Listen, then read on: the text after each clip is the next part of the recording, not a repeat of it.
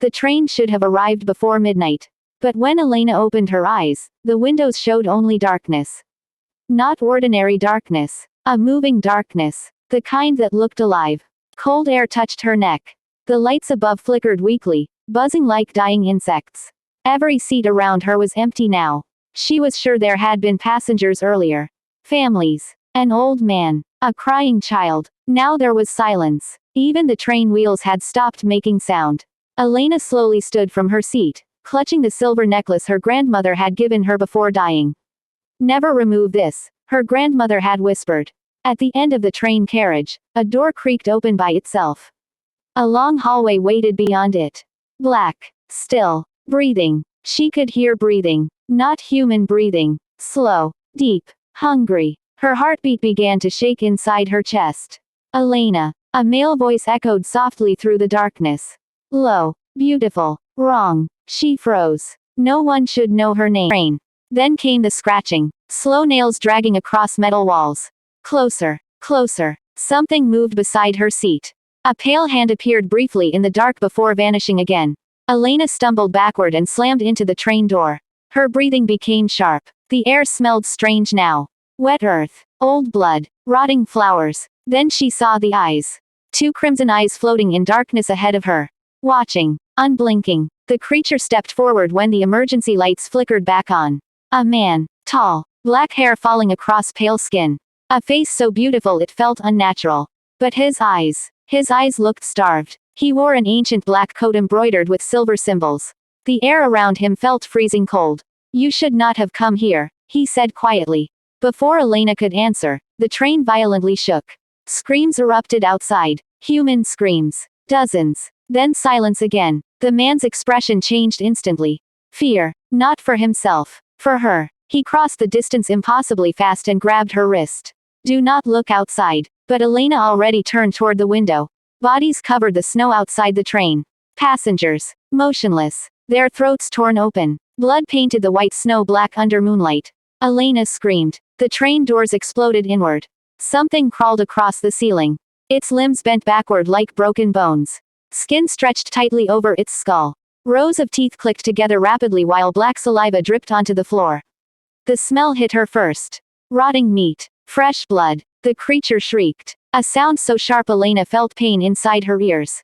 The pale man stepped in front of her instantly. His eyes glowed brighter. "Close your eyes." The creature lunged. A terrible cracking sound filled the carriage. Elena opened her eyes despite his warning. The man was no longer human. Dark veins spread across his face. Long fangs pierced through his lips. His shadow twisted unnaturally behind him like living smoke. He tore the creature apart with his bare hands. Blood sprayed across the windows. The monster screamed until its head hit the floor. Silence returned. Elena stared at him in horror. "You're a vampire." The man looked away. "Yes." The train finally stopped completely. Outside stood massive black gates carved into a mountain beneath the earth. Torches burned blue along stone walls. Thousands of crimson eyes watched from the darkness beyond the gates. The vampire looked at her carefully. "My name is Lucian." His voice softened. "And if they discover what you are, they will kill you." The gates slowly opened. The underground kingdom appeared beneath the earth like a nightmare. Huge Gothic towers stretched upward into darkness. Rivers of black water moved beneath bridges made of bones. Pale nobles walked silently through streets lit by blood-red lanterns. Above them, no sky existed. Only endless rock. No sunlight had touched this kingdom for centuries. Elena's hands trembled as Lucian guided her through the streets. Every vampire they passed stopped moving.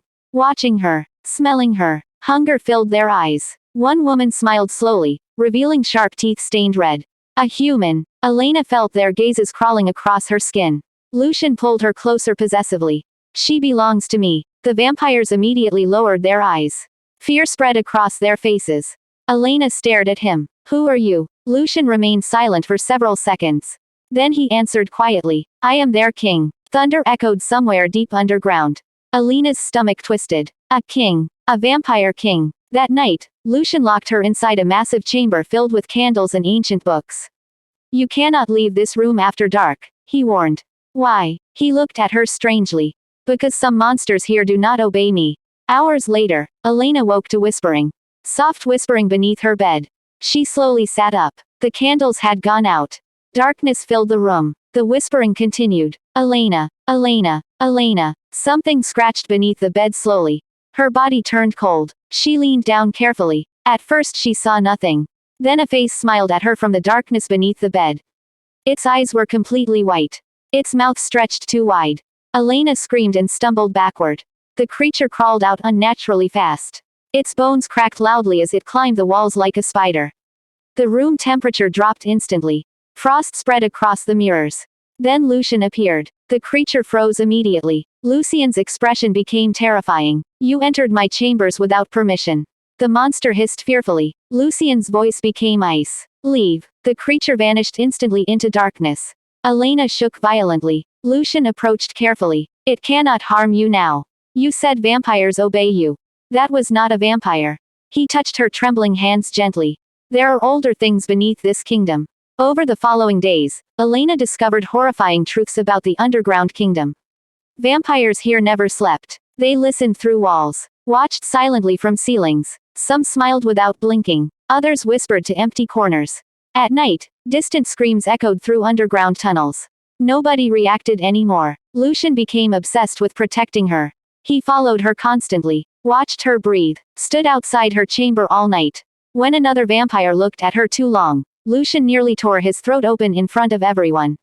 But Elena slowly saw another side of him. Loneliness. Pain. He never touched sunlight. Never walked above the surface. Never removed the gloves covering his hands. One night she discovered why. Inside the forbidden lower catacombs, Elena found hundreds of coffins. Ancient royal coffins. One coffin stood separate from the others. Covered in chains. She slowly touched it. The chains suddenly fell away. The coffin opened slowly. A freezing smell escaped from inside. Old blood. Dust. Death. Inside rested a woman wearing a silver crown. Her eyes suddenly opened. Elena stumbled backward in terror. The corpse smiled. You are the witch descendant. Its voice sounded like dry bones scraping together.